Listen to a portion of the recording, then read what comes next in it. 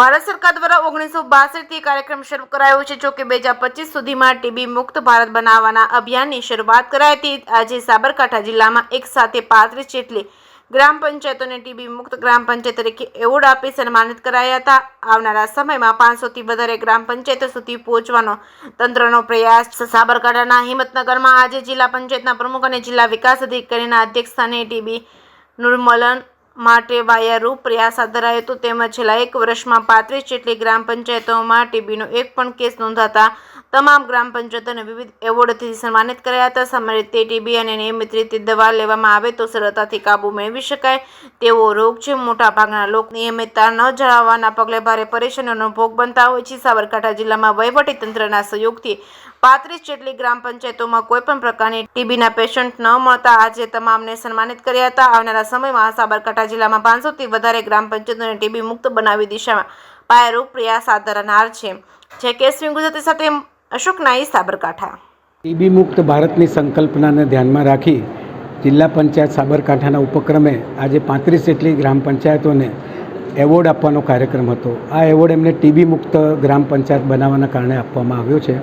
સરકારશ્રીની TB મુક્ત યોજનાઓમાં ટીબીને સમયસર ઓળખ કરવી, ઓળખ કર્યા પછી પોષણ કીટ આપવી, સમયસરની એની ટ્રીટમેન્ટ અને એનું ફોલોઅપ કરી અને જે પેશન્ટ છે એ ટીબીથી મુક્ત થાય એ દરેક ગુજરાતીનું, દરેક હિન્દુસ્તાનીનું સ્વપ્ન છે, જેને સાબરકાંઠામાં આવનારા દિવસોમાં 100% પંચાયતો તરફ લઈ જવાનું લક્ષ્ય છે।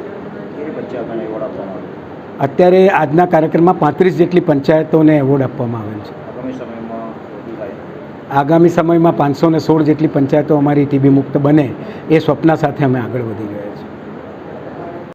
ગ્રામ પંચાયતોને ટીબી મુક્ત પંચાયતના સર્ટિફિકેટ તેમજ ગાંધીજીની પ્રતિમા એનાયત કરવામાં આવી છે અને આ ટીબી મુક્ત પંચાયત ગામો આગામી વર્ષમાં વધુને વધુ અમે સાબરકાંઠા જિલ્લામાં ટીબી મુક્ત પંચાયત ગ્રામ બનાવીએ એવી સૌના સમાજની ભાગીદારી બને અને અમે એમાં સફળ થઈએ એવી હું આશા રાખું છું।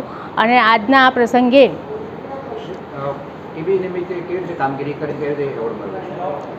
ટીબી મુક્ત પંચાયતના જે 6 ક્રાઇટેરિયા છે એ ક્રાઇટેરિયા આજે આ 35 ગામોમાં સિદ્ધ થયા છે અને દર 1000ની વસ્તીએ 30થી વધુ વ્યક્તિઓની ગળફાની તપાસ થવી જોઈએ। દર 1000ની વસ્તીએ ગ્રામ પંચાયતમાં ટીબીનો 1 અથવા 1થી ઓછો કેસ હોવો જોઈએ।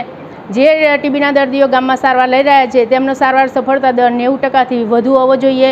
જે દર્દીઓ દવા લઈ રહ્યા છે એ દર્દીઓને નિક્ષય પોષણ યોજનાનો પ્રથમ હપ્તો મળેલો હોવો જોઈએ।